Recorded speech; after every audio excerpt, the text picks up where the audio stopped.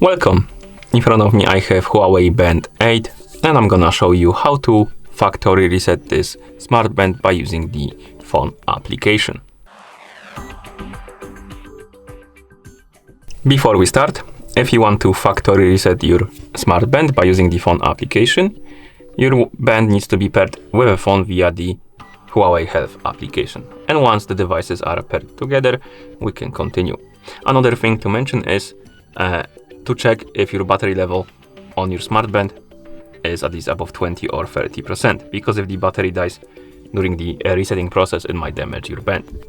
Now let's continue with the reset. So first let's open the Huawei Health application on the phone that is paired with our smart band. After we open the app, tap on devices, then select your HUAWEI Band 8 from the list of devices.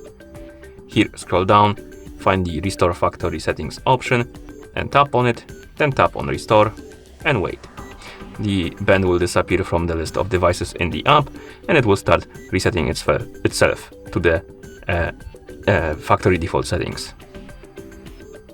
We can close the app and wait until the resetting process is complete.